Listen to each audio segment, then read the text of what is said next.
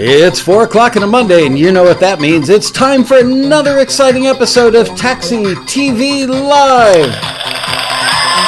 This week, starring me. This is as good as it gets. Hello, everybody. Thank you, fake audience. Thank you, fake band.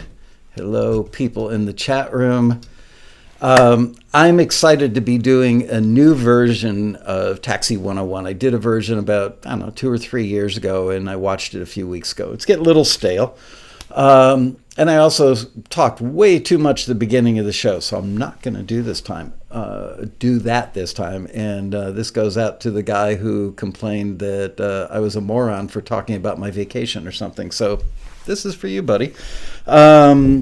What I want to say? Oh, I especially want to welcome new members. You know, it's heartbreaking when we see new members get frustrated early in the game, and yet we've got so many of our other members that are successful. So this episode's purpose is to share with you new members what we've learned as a staff, as a company, and what we've learned from our older members who've been successful.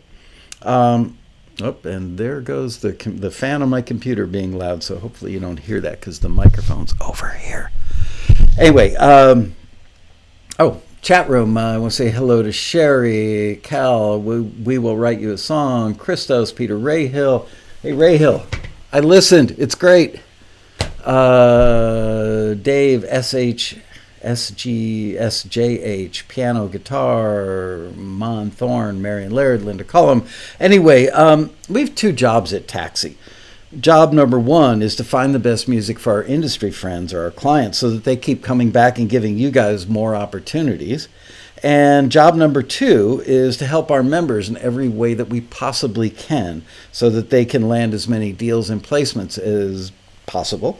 And obviously we want happy members so that they tell their friends and we've got a good business going. So if there's one thing that you can do to greatly improve your chances of success using Taxi, it's this, and that is to listen to what I'm about to share with you and play it over and over again until it becomes a way of life for you. This is not an episode where you can just watch it and go, okay, that makes sense, and then forget about it. I'm telling you, I'm giving you the good stuff today. Before I started the show today, I was getting set up, and I went on our forum, and I found... this is not what I'm looking for.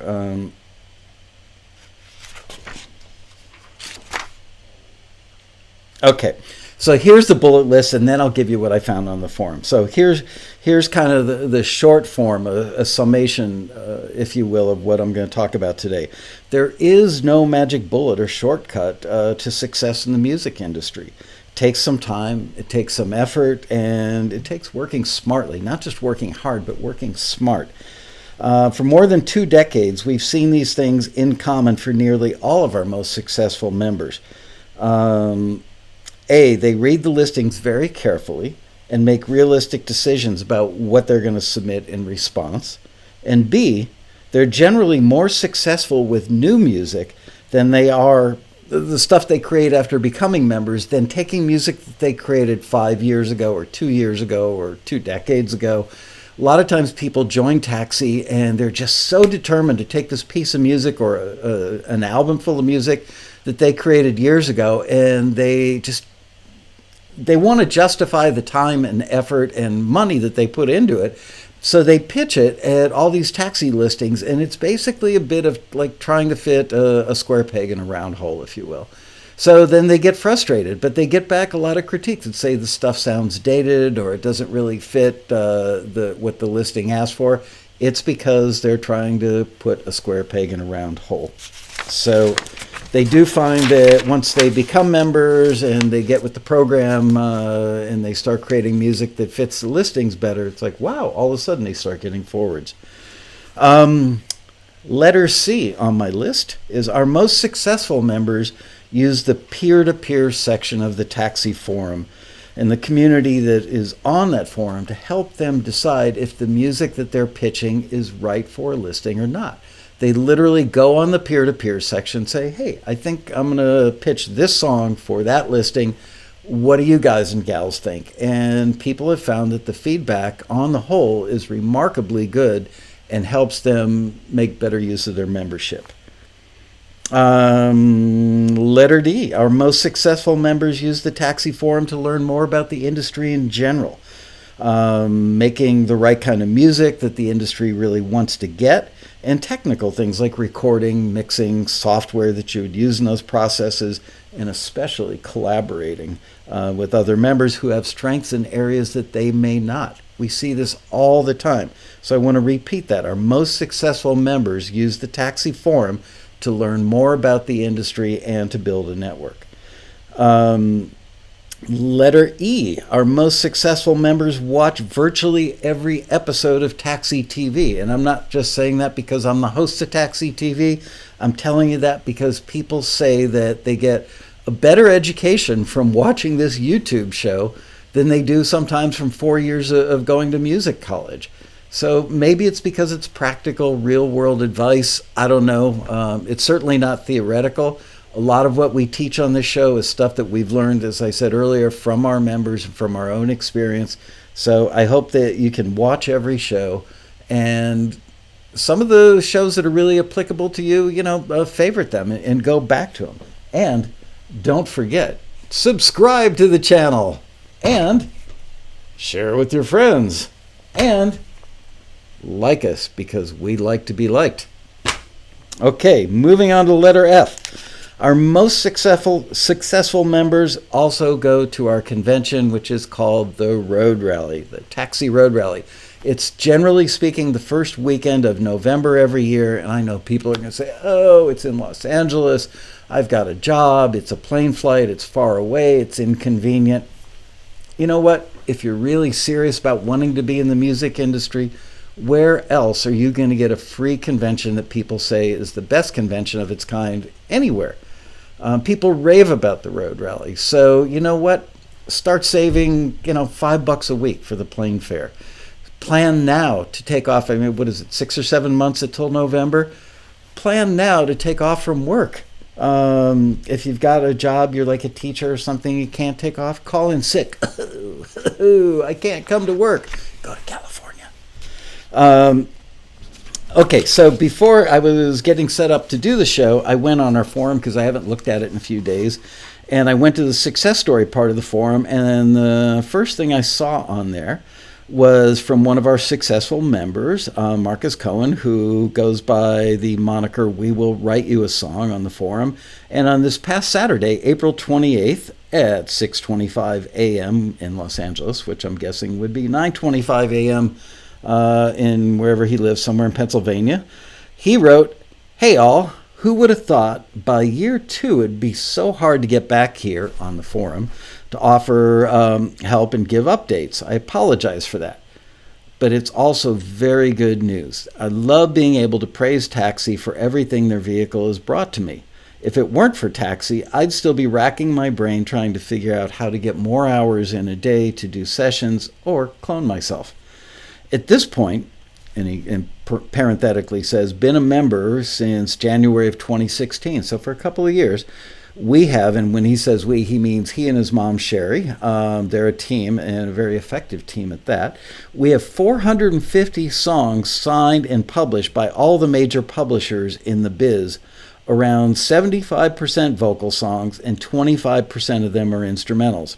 With well over 100 placements, not counting repeats, which can be a lot, on almost 60 different TV shows.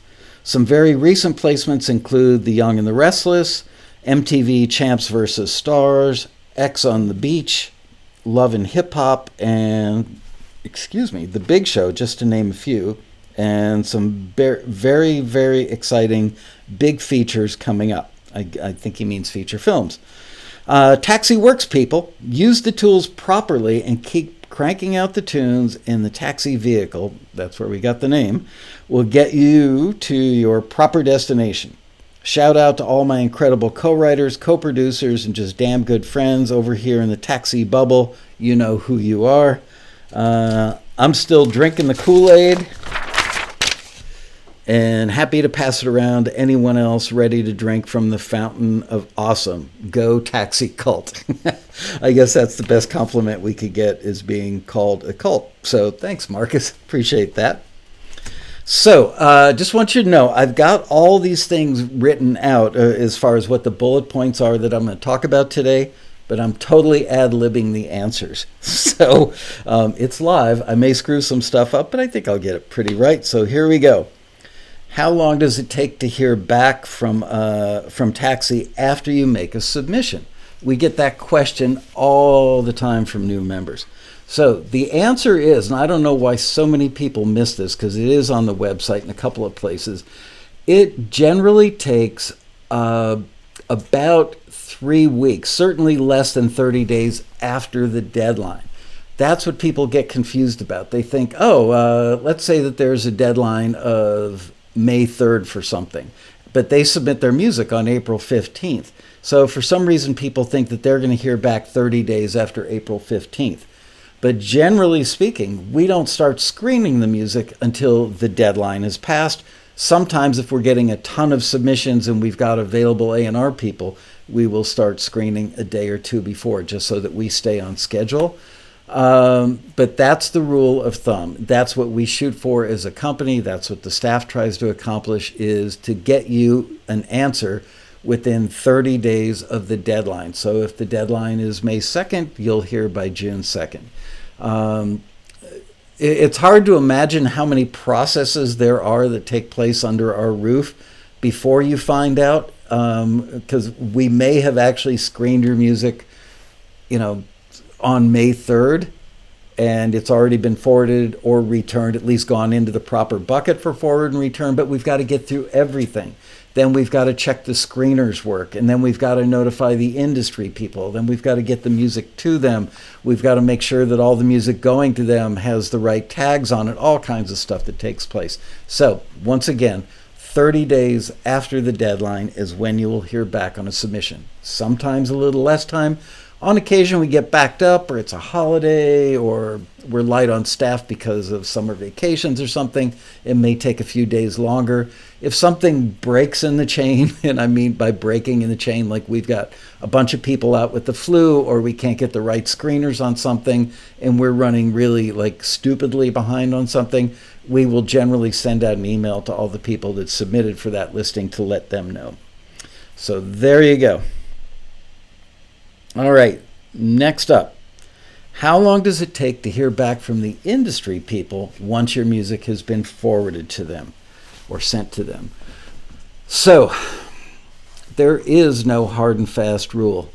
Some observations from me about that. That is, first of all, you may never hear, because believe it or not, they're in the business. Well, production music libraries, which are publishers for film and TV, they look at music differently than a music supervisor. They consume it differently. Their timeline is different. They may run a listing with Taxi, a production music library, a film and TV publisher may run a listing with Taxi looking for singer-songwriter material. And it doesn't mean that they necessarily have an immediate need. They may have a show that they're pitching to in a week, or they may realize that the stuff that's in their current catalog is a little dated sounding.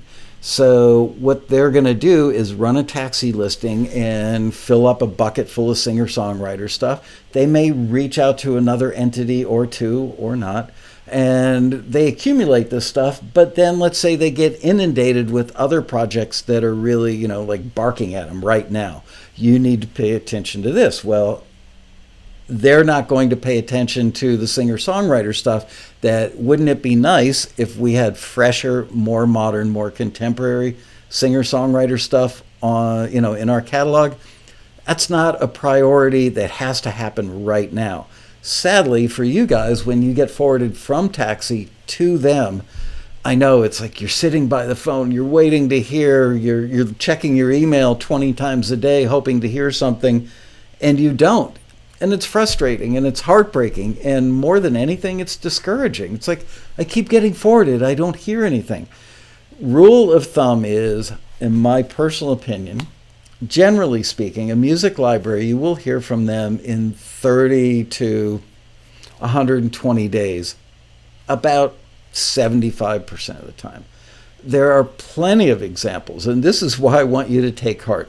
There are many, many, many, and I'm talking probably hundreds of examples over the years of taxi members who've been forwarded to a music library and heard years later, not weeks, days, months, hours, but years later. I think the current record, I want to say, is 7 years.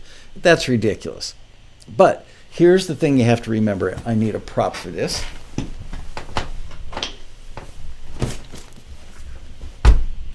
Write, submit, forget, and repeat. Do not, I could do a better job of holding that. Once you find out something's been forwarded, I know that in your mind's eye, you're imagining them getting it on their computer, and as soon as they get it, they hit the enter button and your music starts to play, and you can just see this whole thing in your mind, and you're going, oh my gosh, they're going to hear it, they're going to think it's amazing, and they're going to shoot an email to me saying, we want your music. They may not. They probably won't for a while. They have many other priorities, the biggest of which is pitching the music that they currently have in their catalog. That's how they make money. Something that most people seem to forget, most musicians seem to forget, is that music library people, just the owners, the people that work there, their number one job is to earn a living. And they do that by pitching music and getting it placed in TV shows, films, video games, commercials, what have you. So they spend way more time pitching music than they do listening to music. From the perspective of songwriters, artists, composers, in their mind's eye, they imagine that people are sitting there listening to music all day long, and they can't imagine why their music hasn't been heard more quickly. So just understand it's a process, but write, submit, forget, and repeat. What that means specifically in regard to production music libraries is don't wait to hear back on that one forward from that one library. Take that same piece of music and keep pitching it to other similar listings, and meanwhile keep creating new music and pitching that, because the ultimate goal is to sow as many seeds out there as you can. Think of it as a garden. You've got a relatively infinite size garden with many, many, many production music libraries out there. So you want to put some seeds in this one, put some seeds in that one, put some seeds in another one, and keep throwing the seeds out there. A certain percentage of those seeds, given enough time, will sprout, become trees, and bear fruit. So that's your goal. And I know it's really hard and it's just words coming out of my mouth, but do not get hung up on, I just got a forward. Consider it a compliment, a tip of the hat, that you're doing a good job and your music is awesome, but it can be awesome in 100 places, not just one. As far as music supervisors go, their needs are, generally speaking, more immediate. They need something for next week's episode of a TV show, or they need something for a film they're working on, but it could be a feature film they're working on that might not be coming out for another 11 months. And the music supervisor is being somewhat, what's the word I'm looking for? Prescient, depends where you're from and how you pronounce that word. But they're thinking, okay, I'm going to look at the script now, and I'm going to start making notes to myself about what kind of music I think will be needed at which points and which scenes in this movie, even before they ever see the video for the film. So they may run listings with Taxi and reach out to publishers and whatever their normal resources are to start looking for stuff way in advance so that they can start building up several pieces of music for each scene or each instance that they know that they're going to need music for. Those moments could evaporate when they sit down with the director or the producer, or they may have been really smart and figured it out, solved the problem months in advance of when they need it, so that they look really smart when the producer says, yeah, I think right here we should have a piece of music that accomplishes this goal with that kind of music. And they go, oh, I happen to have 3 things that I think would work really well. And that's impressive to a director or producer. So again, they may be trying to solve a problem for next week's episode, or they could be finding something way in advance of when they need it. And either of those scenarios would dictate how quickly you hear back or you don't. As far as record companies go, if you're submitting to a listing where they're looking for artists for the label, they're usually on no particular timetable. And they might get the music and go, oh, awesome. Got that stuff back from Taxi that I asked for. And then it could sit there. It could. I'm going to be honest with you. Sometimes they may open the email. If they're like me, they try and just eliminate, a zillion emails in their box, which I don't do very successfully. But, I do try and get to the most pressing stuff that day. So it's possible they could get the email from Taxi and go, okay, I'm going to download this stuff now. And they listen to it on that day. And, there's a 1 in 10,000 chance they hear an artist go, I love this artist. I want to know more. But before they reach out and say, hey, I'm interested in signing you, they're probably going to stalk you a little bit. They're going to look at you on YouTube. They're going to look at you on Instagram. They're going to look at you on Twitter. They're going to look at you on Facebook. They're going to see how many people go to your shows, how many shows you're doing, how long the band has been together, all those things that they want to know. Do you have a following? Do you have a lot of followers online? Those are all things that they're going to do without you knowing that they're even doing it. Then, if they love the music, they love the band's look, they love the band's vibe, they see that you've got a following for your live shows, they see that you've got a following for social media, it's all coming together, and at that point, they may reach out to you, or they may not. It could be just one little thing that turns them off, and they go, we've had Taxi artists that were actually flown in by major record labels where the label met with them, the label went to a showcase, the label invited them out for dinner, I'm thinking of a particular band, an all-girl band that we had years ago that came that close to getting signed. The label actually said to them, delay your trip home for one more day, get yourself a music attorney, we're going to talk to you about offering a deal tomorrow. And the next morning they called them up at their hotel and they said, you know what? We've decided we're going to take a pass because we've got enough female bands on the label right now as it is. Thanks anyway. The ladies were crushed. I understood the label's position, but they came that close. So you just never know.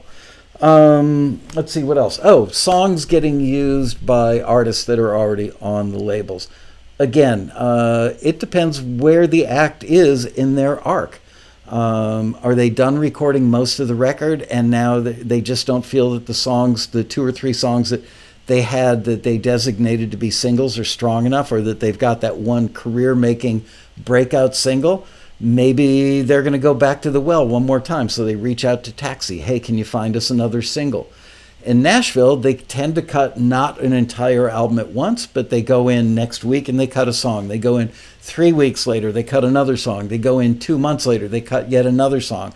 So they kind of do it on an ad hoc basis as they get the material, knowing that they've got a certain drop dead date when the record's got to come out. Excuse me.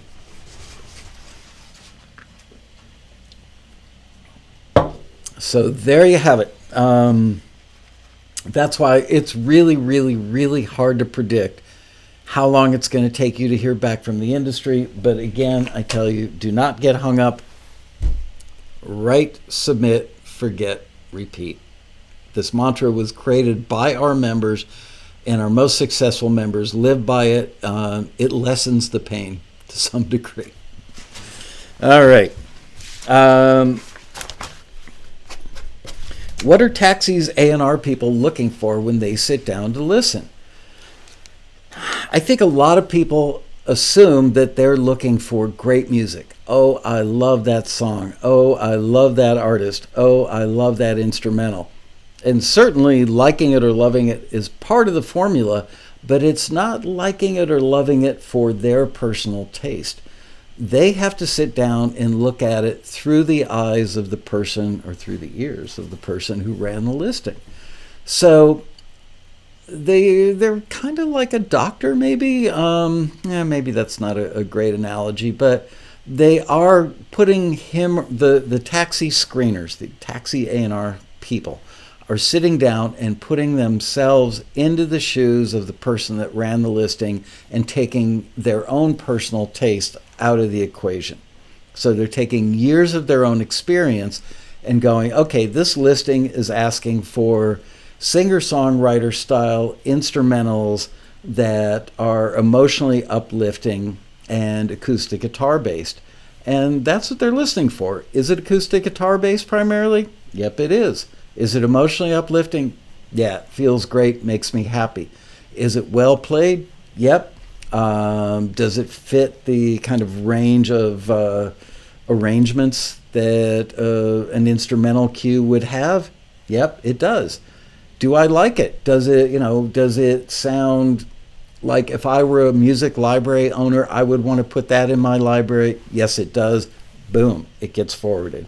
So that's what they're looking for. They are looking for whatever the listing says, and they are not looking for, oh, that's awesome, and I'm going to send it to them anyway just because I think they should hear it. Because if, we can get away with that every now and then, especially the deeper our relationship is with the industry pro that's running the listing and requesting material from our members.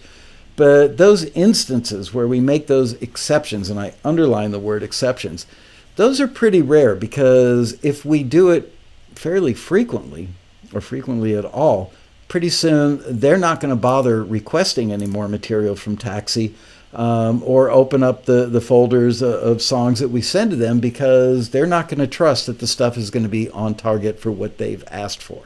They're not just saying, send me great music. They're saying, send me great music like this. Okay, next up to bat. How close does your music need to be to the references that are mentioned in the listing? This is a tough question to answer. I'm going to do my best. Read the listing really carefully. Don't get excited about one little aspect of the listing. Go, oh, I've got a song like that Britney Spears song from 12 years ago. I should send it in. Look at the other references, because oftentimes it's about context. It's not that they're looking for a replacement or something that sounds just like that Britney Spears song, because you certainly don't want to copy it or clone it or get accused of trying to, infringe the copyright. But they may like the tempo and the attitude and the type of melody, because obviously there are different types of melodies. They may like the type of vocal delivery. So you put all those things together in a stew and then look at the other references. Are they also bouncy and emotionally uplifting? Do they also have really catchy melodies? Would they also be on a playlist at the same party or on the same person's phone?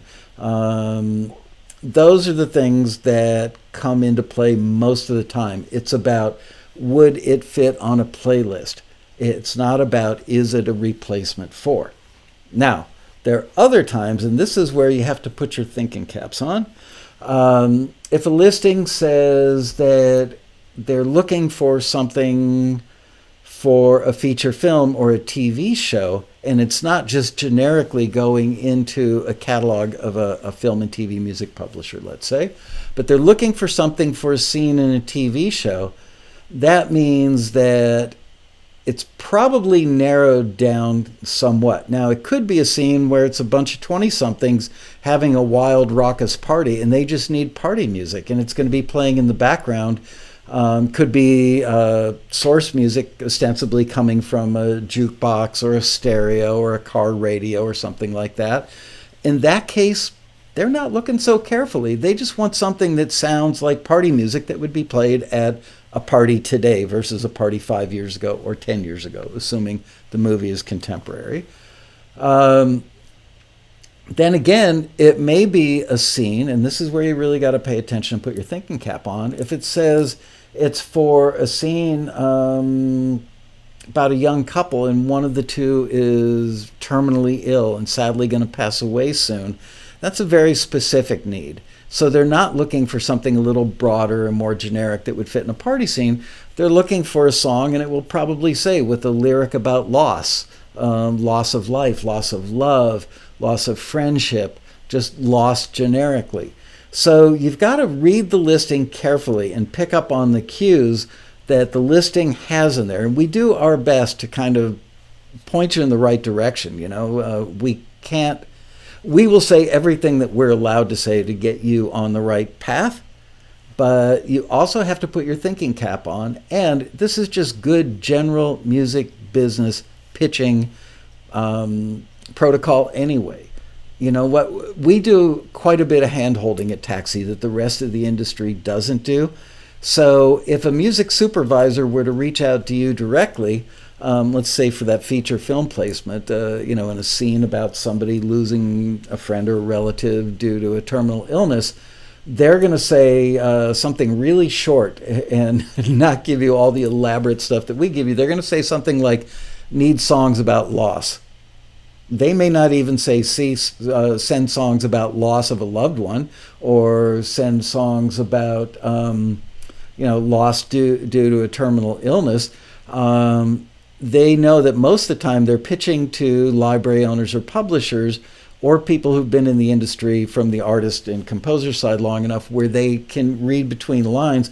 A song about loss could be you lost your butt in the stock market. Could be you lost your dog. So you've got to be able to filter out, is it loss about, loss of a relationship, loss of a loved one? So Taxi does a lot of hand holding, and we dig really deep to get you that information and put it in there. So all those things considered, then you have to think about, okay, am I trying to submit something that would work on a playlist with this other stuff and is generally in the same category? Or am I looking for stuff that is about a scene, the right kind of music for a scene where somebody's losing a loved one due to terminal illness? So there's my happy thought for today. Moving on to the next question, or the next bullet point. Are the submissions to Taxi listened to in the order in which they were submitted? We get this one pretty often. People want to know if they have to race to get the submission in because the first people in are going to be the first people listened to, and by doing that, their song or their instrumental is going to be chosen right then and there and possibly knock other stuff that's behind it or submitted later or listened to at a later point, knock it out of contention. The truth of the matter is the stuff gets pulled up randomly by a computer. So it doesn't matter. You could be the very last person to submit 30 seconds before the deadline is done or hits, or you could be the very first person to submit the minute that the listing goes live on our website. Doesn't matter, because the stuff is doled out to the screeners on a totally random basis. And by the way, we don't work on a quota system. So it's not like, even if we were listening to the first stuff submitted first, that as soon as we find 5 great things, we stop listening and everything else just gets thrown away. It's not the way it works here. Here's another tough one to answer. How many submissions does Taxi receive for each listing? It depends. That's the answer, is it depends. If it's something that's really strange, I'm trying to think of the strangest thing we've had a request for. We had a doozy a couple of weeks ago. Do you remember that one, Bria? It was something like, Peruvian Death March or something. Wasn't there one for Japanese soul music or something? Oh yeah, it was very good. I was asking Bria, obviously, who's off camera. We had a listing for Japanese soul music, and I remember laughing when I got the email. The person who ran the listing is somebody that's a pretty darn good friend of mine, and I think I shot back an email saying something like, I can tell you now, you stand very little chance of finding anything even through us. And people do come to Taxi when they've bombed out elsewhere. They know that we stand probably a better chance of finding them something that's a little strange or obtuse, because we have members that do just about every kind of music all over the world. It's not like a typical catalog where we have rock, pop, whatever. We have all those things and much, much more. So for the Japanese soul thing, there might have been 3 submissions for that. For Peruvian marching band music, there might be 21 submissions. For acoustic singer-songwriter songs about heartbreak, we might get 462 submissions.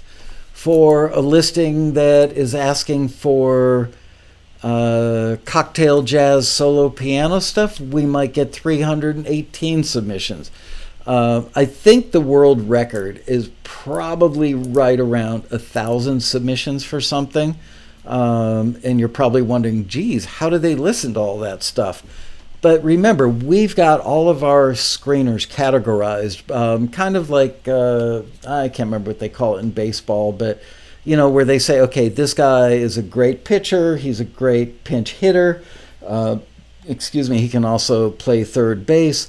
We do that for our screeners. We list them internally by what their number one genre is, what their number two genre is, and are they number one for their ears in that genre? Are they also number one for giving feedback in that genre?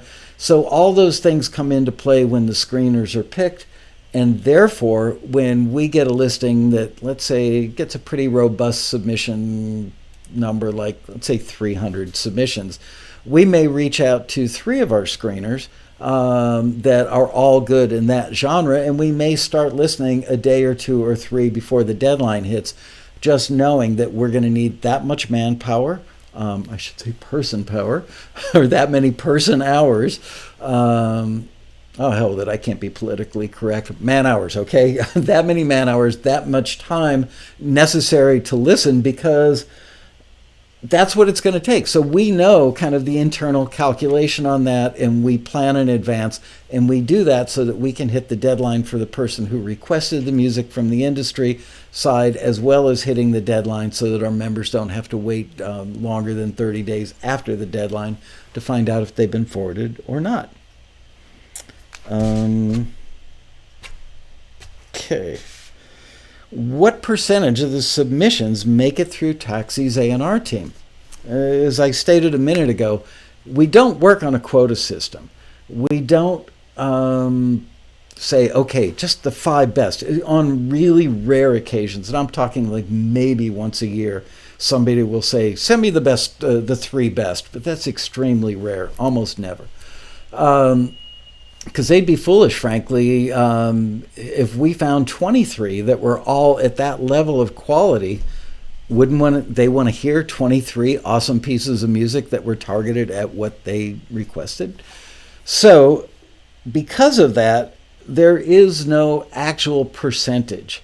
But I will say, just observationally, and this is just me giving you kind of an anecdotal shoot from the hip number, I would say typically, if I had to give a percentage, I would say about 10%. But that's about, italicized, underlined, and said emphatically for me, it's about 10%. Don't go quote me later and say, oh, Taxi forwards 10% of the music. I've just noticed that on stuff where we get 300 submissions, we might have 37 forwards. There are times that it fluctuates wildly from that, but again, that is just an anecdotal observation on my part. Please don't quote me and say, Taxi's owner says 10% of the music gets forwarded, because we do not have a quota system. There is no prescribed, predetermined percentage. Okay? Time for another sip from our sponsor, Rockstar.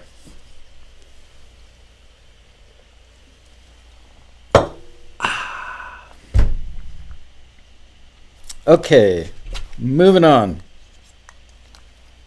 I love this one. What are non-faded button/stinger endings, and why are they often requested?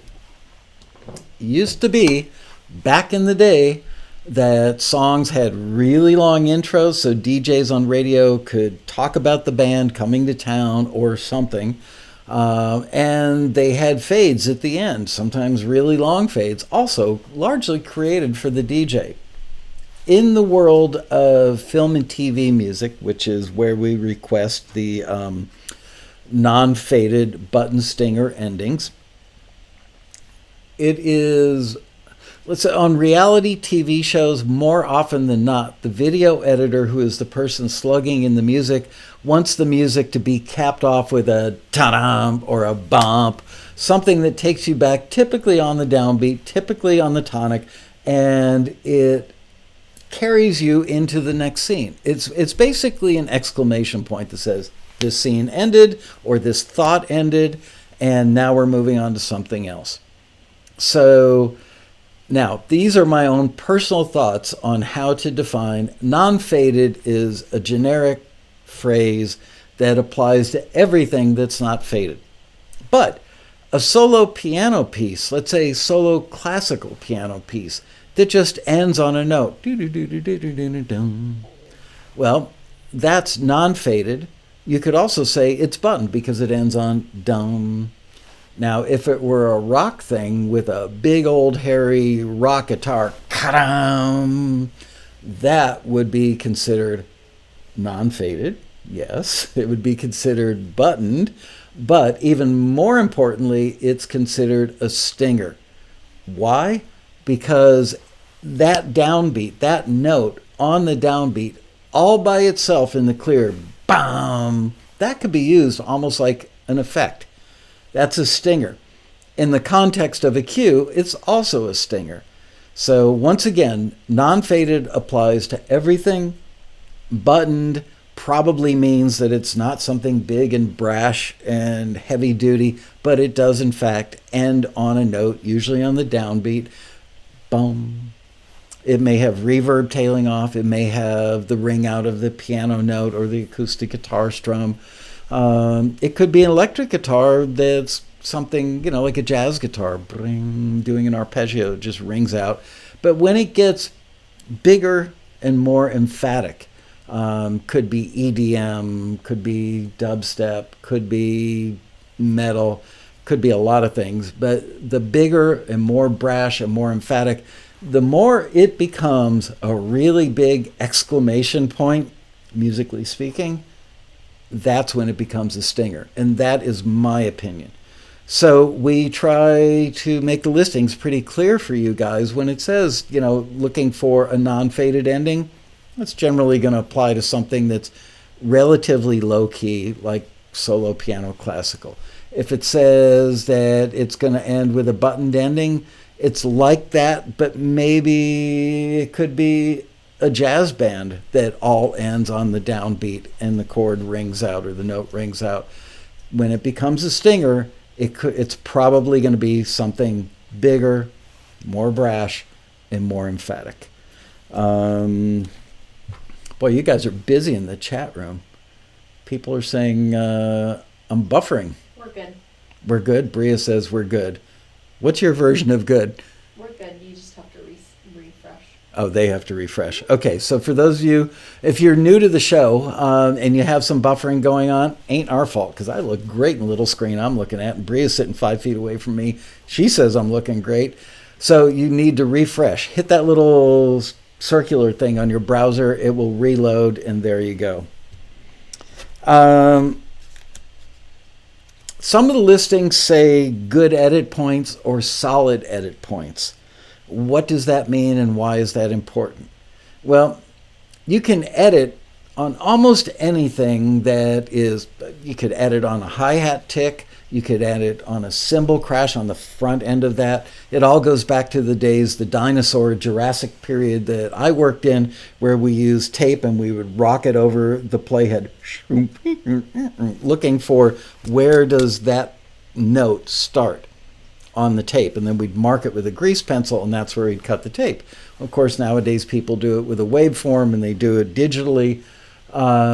But what a good edit point means is a place where you could ostensibly, you're dropping in a digital razor blade and making a cut. So it's really hard to do that on something that's very legato. Like editing a flute, playing a really legato piece is really hard. Editing a cello, doing a really legato piece is very hard, because you've got to do it like right at that split second where the bow hits the string coming back or going to, it's doable, but it's harder. You certainly would have a nearly impossible time of cutting in the middle of the note for a flute, for a cello, anything that's legato. Now, a rock song, you could cut it on, the downbeat of a big old crunchy guitar chord. You could do it on a kick drum. You could do it on a snare drum. There are times I used to use The consonant of a word in a vocal is an edit point. So there are times where I would have two takes of the same thing, but one was, I actually worked in the industry in studios before they had vocal tuning. So if we had a bad note, but an otherwise great performance, we would literally mix the same section twice and cut in a word. So you would take it from, the T of trembling to the B of by, trembling by, and those were the edit points. Nowadays, you do it all digitally, but the theory and the practice are still the same, which is anything that can be cut on.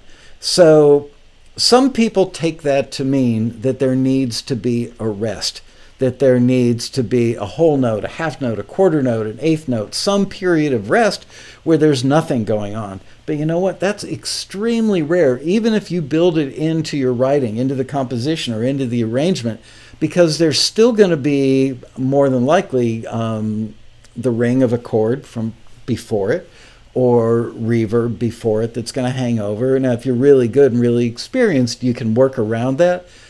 Generally speaking, good edit points just means stuff that's easy to edit on. We've actually started taking it out of a lot of our listings because almost anything that's not very legato in nature has edit points. And we were getting so many people that were confused. They might have had a great piece of music and decided not to submit it because they didn't have a good edit point in their mind because there wasn't a rest. That's not the case. Do I need to copyright my music before submitting it to Taxi? I'm not a lawyer. You should consult books, your peers, attorneys, really highly qualified music-specific attorneys, not real estate attorneys, or attorneys that specialize in things. Other people that don't do music business stuff every day, all day, are not the attorneys you want to talk to, because they will charge you for the time, but they won't give you the right answer because it's not an area of specific knowledge for them. So, if I were submitting a song for an artist on a major label to cut, I would absolutely make sure that I had registered the copyright with the Copyright Office before I sent that piece of music in. I know that many of our members who do especially instrumental cues for film and TV, even more specifically, do a ton of instrumental cues for reality TV, don't bother registering the copyrights for those cues because, number one, if somebody rips off that cue, they don't think it's a big deal because it's not like it's going to generate, thousands and thousands of dollars or, tens of thousands or hundreds of thousands of dollars. The odds are it's not going to be a big money thing. So, and they could create another cue that is remarkably similar. So it just doesn't matter. And they know that generally speaking, there's a good chance that the library will register it if they even bother to. So it almost doesn't make sense, I guess, is what their theory is. Why should I go to the time, trouble, and expense, because it's not cheap, to register a copyright on a 90-second instrumental cue that could end up being non-exclusive and end up being retitled in 5 different libraries anyway. So that's the overall look at that. Again, I'm not a music attorney. Don't take my word as absolute gospel. Reach out to your friends and peers in the Taxi forum or elsewhere and ask them what they do for specific things. But absolutely, if you're pitching a piece of music that is a song that could go on a record or be a radio hit, and you've put a lot of time and effort into it, and it's something far less disposable than a little 90-second cue that almost doesn't matter, register the copyright. Moving on. Here's a very popular question. Can you submit music that's recently been forwarded to other listings, or do you have to wait until you hear back on that submission before you can submit it elsewhere? Write, submit, forget, repeat. Submit that sucker everywhere you can. You know what? You could be waiting forever or for never to hear back on that first place it was forwarded. Submit it everywhere you can. Again, think of it as planting seeds in as many gardens as you can. And if by some stroke of luck, if the universe lines up and everything comes together, and by some act of God, you get a call from library A and publisher B, and they both want that same piece of music at the same time, the simple answer is whoever you submitted it to first is the company that you should say, you've got it. You don't even need to tell them that somebody else wants it. Why bother? And then go to the second company and say, somebody else has already scooped it up, but I can create something that's very close to that for you. And there you go. 2 for the price of 1. I need to check stuff off here. What's the difference between an exclusive music publishing deal and a non-exclusive publishing deal? Exclusive, and this is the very short version because I've got a lot of these bullet points to hit, but exclusive means that one company has the exclusive right to represent that piece of music. Non-exclusive means that you can give it to several companies and each of them has a non-exclusive right to represent that music. Now, what you can't do is take something that's already been given to 4 or 5 companies non-exclusively and then say to the 6th entity or company, I'm going to give it to you exclusively, because it's already out there in the world in those other libraries non-exclusively. So there you go. That's the very short version of it. There's tons of information about this online, tons of information on the Taxi forum specifically at forums.taxi.com. That's forums with an S, .taxi.com. Go there. I know forums are a little old school, but you know what? Stuff that's on Facebook or Twitter kind of flies by and it's there for the moment and then gone. The Taxi forum is like a living, breathing library that just keeps getting bigger, more informative, and better over time. It is literally like the Library of Congress for all things regarding music. Not all things, most things. See, I'm exaggerative. What's the difference between a taxi listing or a request that says this is a direct-to-supervisor deal? Most of the time, it'll say non-exclusive direct-to-supervisor versus a deal that's made through a film, TV publisher or production music library. We have a certain number of music supervisors that reach out to Taxi directly and say, I need a song like this, or I need a piece of instrumental music like that. And in those cases, your music is not going through a publisher. So if you've got something that is sitting in your catalog that isn't signed to either an exclusive publisher or a non-exclusive publisher, although I'll talk about that in a second, you can pitch it for that. Let's say it's a TV show. And if they use it in the TV show, you don't owe anybody half of anything. You get to keep 100% of the sync fee if there is one. And the sync fee is money that's given up front for the right to use that music in the show. And you get 100% of the back end for performance royalties. Now, if it's a piece of music that lands in that TV show or film as a result of you first giving it to a production music library or a publisher, they're going to get half the money because they publish your music and they are pitching their music. They're filling orders. They're taking requests from people who need music and they're saying, here you go, I've got something that fills that need. Don't think of them when you hear the word pitching like they're walking down the street going, I'm looking for a CD. I know I had one here somewhere. There we go. Peter, I'm using your CD as a prop. A music library does not like get a piece of music and walk down the street knocking on doors going, hey, I got a great song, you got to hear it. They are waiting for specific requests to come in that they can respond to and say, I've got the perfect piece of music to fill that need. So if it's a direct-to-supervisor thing and you still own 100% of the copyright in the master, get 100% of the money. If you've done a deal with one of those publishers or music library, they get half the money typically. Not always, but typically the deals are 50-50. How can you meet collaborators who have the skills that you might not for your songs and instrumentals? The Taxi Forum and the Taxi Road Rally, and frankly, to some extent, the chat room that's happening while we're doing this show. People make relationships with other Taxi members. So let's say that, here's an example. This CD that I got from Taxi member Peter Rahill, who I see, there he is. Thanks for the free ad. You're welcome, Peter Rahill. Peter Rahill was the lyricist on this. So he ostensibly, and he may have, met the gentleman who wrote the melody for the songs on this CD. Could have met that person in the Taxi Forum. We've got a thing called Collaborators Corner. Could have met them in the peer-to-peer section.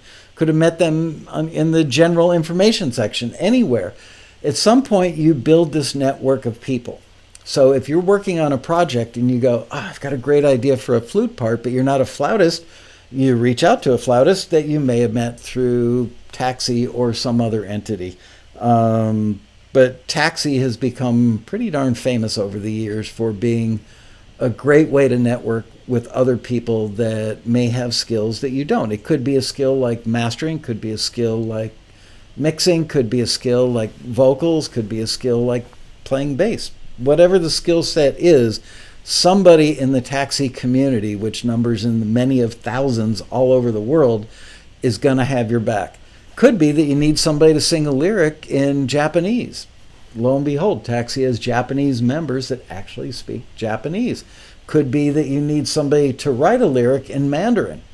Somewhere we've got a Taxi member that speaks Mandarin and may be a great lyricist. So there you go. How do I know if I'm seeing all of Taxi's opportunities? We send out emails 7 days a week, with the exceptions of Easter Sunday and Christmas Day, I believe. Generally speaking, those emails have 3 new industry listings in them. We have all of our listings. So once they come to you in that email, those aren't the only 3 things that we've got. We've probably got somewhere between 60 and 100 or more other listings, and they are all on the Taxi website every day. So all you have to do is go to taxi.com, and up at the top it says Submit Music. And if you click on that, you will see all of the Taxi listings categorized by their genre. But be forewarned, something that people miss a lot is the instrumental category. We could have 3 rock instrumentals listed in instrumental. Generally, I mean, like right now, we've got a crazy amount of instrumental listings. Today's date, for those of you who are going to watch this months from now, is April 30th of 2018. I checked on Friday. I believe on Friday we had like 24 instrumental listings and a couple of new ones that were coming in over the weekend. So we could have listings in rock, pop, hip-hop, dramedy, Cantonese, walking music, who knows, just everything, but they are all instrumental, so they're under instrumental. So just know that that's what you want to do, is when you get the emails and you look at the 3 listings that are current and new as of today, really smart. A couple times a week, just go spend 5 or 10 minutes at taxi.com and look at all the listings, because there's probably so much stuff in there that you're not aware of, and you're probably missing golden opportunities because you're not doing that. So please don't rely solely on the emails.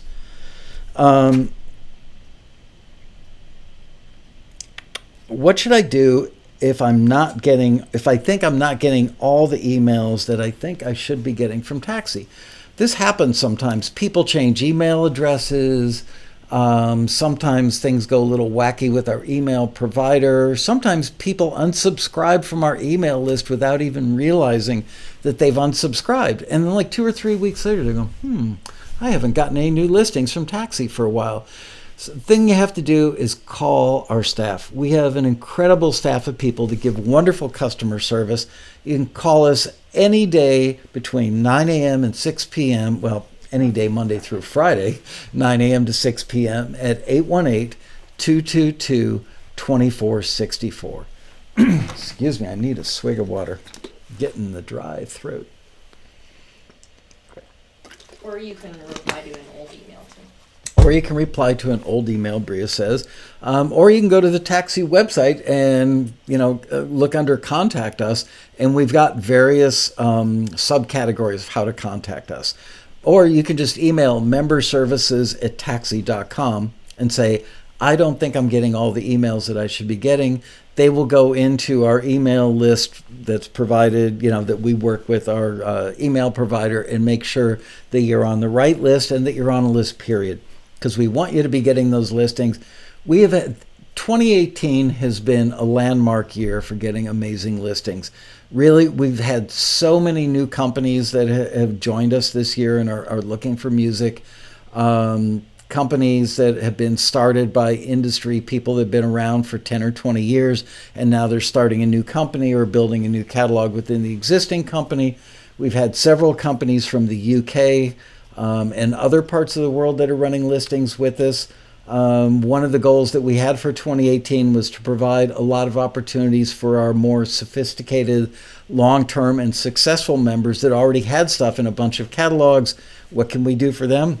Give them a bunch more catalogs that we know they're not in, because these companies aren't American companies, so typically American musicians don't have music in those catalogs. The same could be true in reverse for people from other countries wanting to get into American catalogs. So just know that we put a lot of effort into bringing a lot of opportunities on board for all of our members to try and not give them same listings from the same companies over and over again. This is a question that we get all the time, but it comes in. Why can't I choose to get emails just in certain genres rather than all the genres? Michael, it's a pain in the butt to get an email from you dudes every single day saying, here are new listings. Here's why we don't let you select, I'd only like to get rock and pop. This makes sense. Listen carefully, folks. Let's say that you check off rock. I only want to get listings that are rock. Well, that's great. If a major record label is looking for rock bands, you would get that because it goes under the rock category. If they are looking for songs for a rock band on their label, you would get that because it's under rock. If they're looking for rock instrumental cues, it's not going to be under rock. It's going to be under instrumental. And we did that because we experimented with putting the instrumental stuff in various genre categories. People were missing them like crazy. So we said, all right, we're just going to take everything that's instrumental and put it under instrumental. So therefore, if you don't look under instrumental, you wouldn't know that there are probably 2 or 3 rock instrumental opportunities sitting in there for you right now. That's just one example of how things can go haywire and why, unfortunately, we can't. We could do it. Technically, we could do it, but we know from past experiences and really thinking this through that a lot of people would miss opportunities. There's sometimes, what if something is pop rock? Where do we put it? Pop or rock? We have a hard time. We have an internal debate with that when we get a pop rock listing. Does it go in pop or rock? What if it's pop rock instrumental? So just know that we do our absolute best. It's not a perfect world. We're not always able to get things in the absolute in all categories, but we put it in what we determine is the best category based on internal discussion here at the company. But again, if it were a pop rock instrumental, do we put it under pop? Do we put it under rock? We don't have a pop rock category because if we started having subcategories for everything, nobody would look at it. We did actually pare our genres down to basic food groups because we found as we started to expand into subgenres, people became less interested, and they were frankly less able to find the stuff that was applicable to them because they don't really know what their genres are. What genre am I strongest in? I think I'm great at pop. Well, actually, the music that you're doing is really more like singer-songwriter or Americana, but I think it's pop. Well, the rest of the industry doesn't agree with you, and the listings that apply to you are in pop. Or the same thing happens with instrumental. So there you go. Look at all the listings at least once a week. Go through. Also, Bria once a week sends out a recap of stuff that's coming up during the next calendar week. And we subdivide it by opportunities that pay upfront fees, known as sync fees, and ones that don't. So that once a week you get an email with a summary of what is deadlining in the coming week, but there's still so much more stuff that's not deadlining in the coming week. It could be deadlining the week after that or the month after that. So there you go.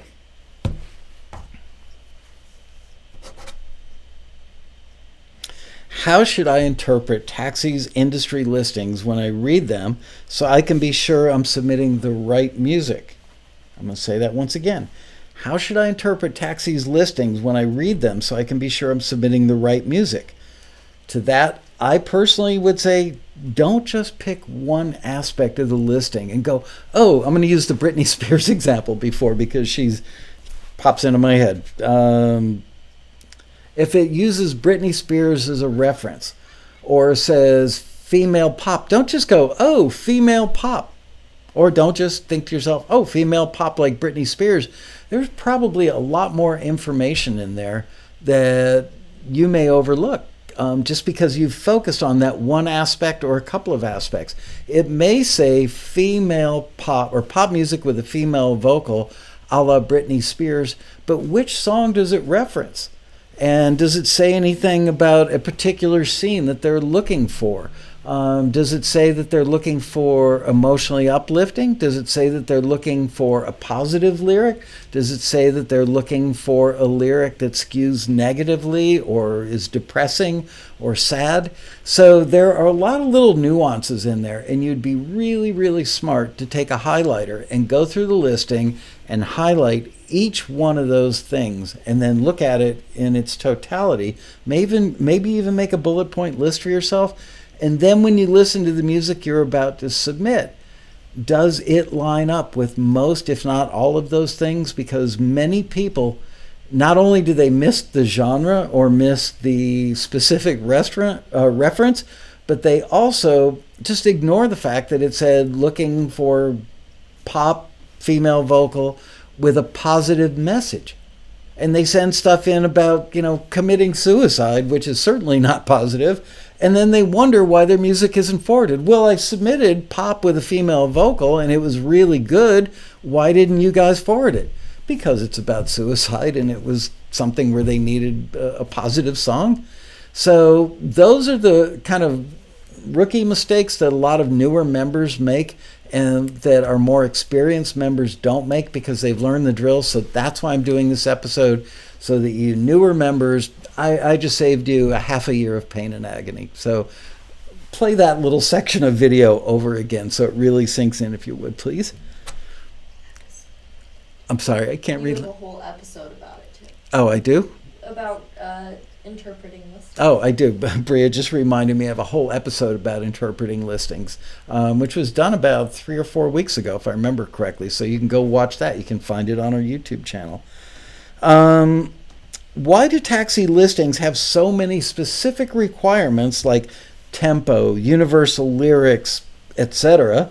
I see listings from other companies that are much less detailed. Frankly, if there's not a fair amount of detail, I would personally question the authenticity and veracity of those listings. Frankly, not everybody does a great job of ferreting out the information. I don't think all the companies that are in our neck of the woods necessarily even run listings that are real. I mean, we've even seen, and I have them sitting on my computer, examples of our listings Taxi's listings ending up on other websites where they just marginally change a little bit of the verbiage. Of course, they have no idea who we're running a listing for, but yet they're putting it on their website, charging submission fees, pocketing the money, and never sending the music to anybody because they don't have any idea who Taxi is running the listing for. So we know that some companies out there are doing stuff that is skeezy. There's my word of the day, skeezy. And how do you spell skeezy? Because I sure don't know. Anyway, we put that detail in there not to make it harder for you, but to make it easier for you. We do not want our members submitting music to opportunities that we think they're going to have a low probability of getting forwarded for. We want our members to have success. And in order to create a better pathway to success for them, we give our members as much information as we possibly can. Could be, I'm going to go to universal lyrics, one of the things that I mentioned in that bullet point. Sometimes somebody, as I mentioned before, may want universal lyrics because a song is going to be very featured, and they don't want anything that talks about Apple MacBook Pros or has profanity in it, or I fell in love with Susie under the Eiffel Tower on Christmas Eve. All those things make a song with a lyric less usable because it won't go with the scene that they're looking for. There are other things where, as I mentioned earlier, it's just party pop music and they need stuff that's going to be played in the background, probably going to be somewhat muffled. It's going to sound like it's coming out of speakers 50 feet away. There's going to be plenty of dialogue up front, obfuscating your ability to hear the music or hear the lyric, and the universal lyrics become much less important at that point. So we try to give you guys a bunch of specifics, not to bust your chops and make it more difficult, but to enable you to make the right submission. Who are the Taxi screeners and what qualifies them to judge your music? You would be in shock if you could come to our, and we invite you to come to our office. We want you to come to our office, frankly. The people who screen your music here are people with incredible resumes that are vetted by us, not only for their resume and their industry experience or the number of years they've got in the industry or number of years of experience, but their ability to, number one, have good ears, number two, their ability to speak fluently to a certain aspect of the industry. Somebody who's great, somebody who was an A&R person at Columbia Records in 1999 and signed 3 mega rock band hits would probably not be a great screener for rock music for a reality TV show. Why? Because they don't understand how the rock music is going to be used in that reality TV show. They understand what makes a hit record in the rock genre. They're two very different things. So when we enlist screeners to listen and judge your music, we're picking people that are not only expert in genres, but expert in the application of how the music is going to be used. And all I can say is sorry, I've got a growling stomach. We take that really seriously. And not only do we pick them well, but we keep an eye on the work that they're doing. We've got a person whose function at Taxi is to act as the head screener. And they review the work that the screeners are doing. They review the feedback that the screeners are giving. We have a golden rule around here because people sometimes say, oh, they're probably just copying and pasting stuff from, they come in, they write one critique and they copy and paste, copy and paste, copy and paste. They don't. Because if they do, and we have busted 3 or 4 people over 26 years that were doing that. We've had somebody who was doing it back when we were working with pen and paper. Somebody was writing the same thing over and over. Certainly unimaginative and certainly stupid because we don't use them anymore. That is a cardinal sin at Taxi. If you are ever caught copying and pasting, you're toast. That said, having been a screener myself for the first, 5 years of the company or what have you, it's really hard. Many of the same mistakes are made by many different members. So let's say we're looking for songs to be a hit record for a major label artist. I would say probably 90% or greater of the submissions will have one thing in common that will kill that submission, and that is the chorus isn't big enough. There's not enough contrast between the verse and the chorus. So yes, we may have a screener that repeatedly writes, your chorus doesn't pop enough. But you know what? That's because it doesn't. It's not that they're copying and pasting. It's because people are making the same mistake over and over. So there are a certain number of very common mistakes. Your thing is not in the right genre. Happens all the time. So the screeners are chosen, again, for their expertise in certain genres, for their expertise in records versus film and TV, and then they're monitored to make sure that they're giving good, constructive, helpful feedback. Making progress. Holy smokes. I've got 15 minutes and I've still got several pages to go. We may be doing Taxi New Member 101 Part B in a couple of weeks. I think I already addressed this, so I'm going to address this one very quickly. Does personal taste come into play when the taxi screeners are listening to your music? No. What comes into play is their expertise in knowing what it is they're looking for. Again, I'm going to go back to the last answer which I gave, which is somebody may be an expert in rock music, but they may not be an expert in rock music as it would be used in film and television. Their expertise is rock music, looking for bands that could be signed to a major record label. They're often very, very different things. So their personal taste is not applied. Their taste is applied, but they are putting themselves into the shoes of the industry person that ran the listing with us and going, if I were that person at this company running this listing, would I think that this rock music is what I'm looking for? And if the answer is yes, then your music gets forwarded. Can the screener make a bad call because he or she is having a bad day, had a fight with their spouse, didn't drink enough coffee, has a new baby at home, kept them up half the night? I would say anybody could have those things come into play when making any job. I'd be lying if I said that it's impossible for it to happen, that it has never happened in the history of the company. However, I am very proud to say that we've had many instances over the years where a screener has walked into the head screener and after being here for an hour said, I'm going home. I'm tired. I just don't feel like I'm on my game today, so I don't want to screen any more music. They're actually required to do that. Now, could somebody hide it and fake it? Yeah, they could. But if you met our screeners and you got to know them as people, you'd go, you know, these people, the vast majority of them are musicians, just like you. They're really good people. They're cool people. They want to find winners. They want to forward material. They come in with the attitude of, I'm looking for gems today. And they get really genuinely excited when they find something awesome. So I would say that the vast, vast, vast majority of the time, whether they didn't have enough coffee or they had a fight with their spouse, all those things, kind of like an Olympic athlete or a pro golfer or anybody an actor. You know what? If an actor walks onto the set, I'm pretty sure that they can go, boom, I need to turn on my professional switch and act like a professional. The taxi screeners, I believe, do that 99.9% of the time.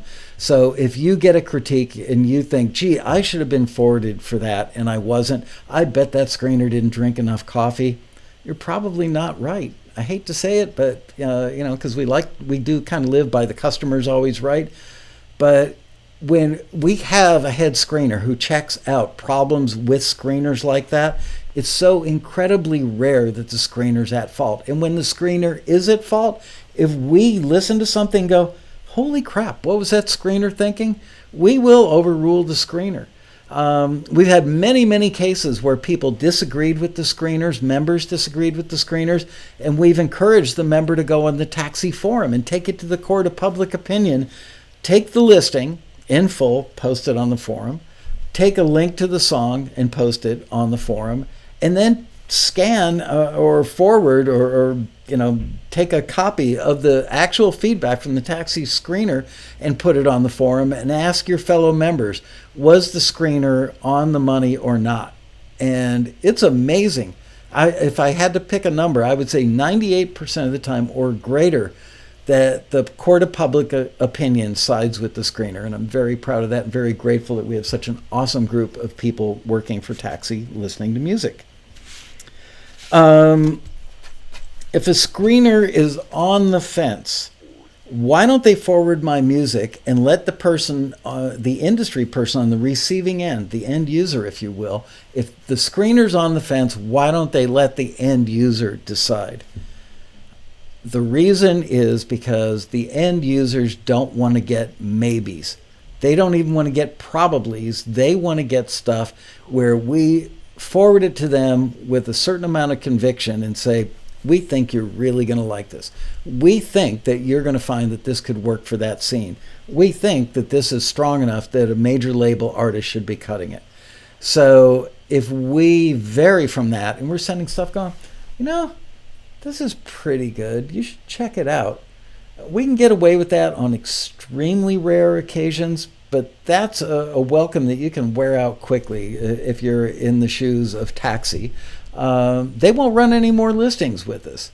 I mean, there are occasions, rare occasions where we will reach out to the industry person and say, look, we found something where it starts out weak and it finishes weak.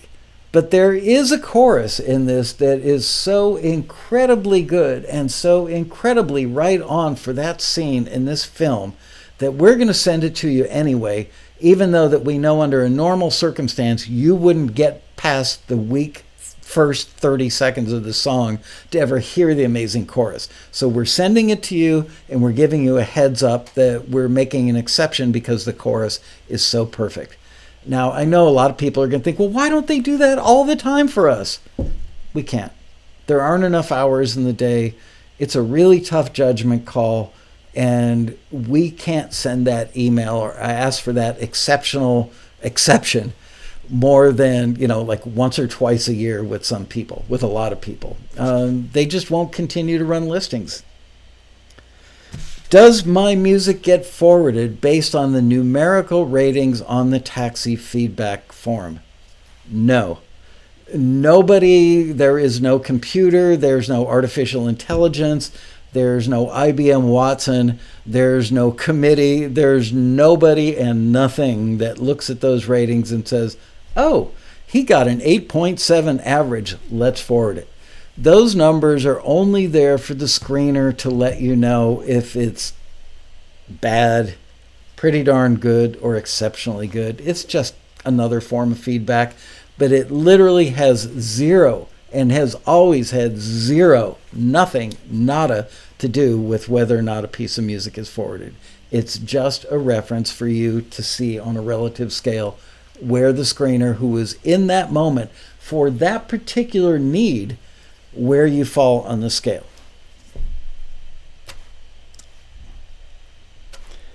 Isn't submitting my music to Taxi like playing the lottery? Isn't it really just a matter of luck? No, because if I could play the lottery, if I could play the lottery with the same control that you have over your submissions and affect the outcome by the quality of your submission, I would play the lottery. I can't talk. I would play the lottery all the time. You get to, is there a certain amount of luck? I'm trying to think of why luck plays into it at all. No, it's not like there's luck of the draw that you get one screener over another. It's not like there's luck of the draw where you are in the sequence of music that's listened to. And by the way, the screeners only work in 4-hour shifts. We do that because after 5 or 6 or 7 hours, you do get a little toasty. 4 hours was a comfortable cutoff so that they don't get toasty. So there really isn't any luck involved. It's them judging that piece of music for that listing in that moment. And if they judge the same piece of music for that particular listing 5 minutes later, 5 hours later, 5 days later, or 5 months later, I would be willing to bet that 99.5% of the time, the outcome is going to be the same. Now, the feedback might be different, and that takes me to another question, which is, why do I get different feedback from different screeners at different times? It's so frustrating, Michael, when two screeners give me very divergent feedback on the same song. How can that happen?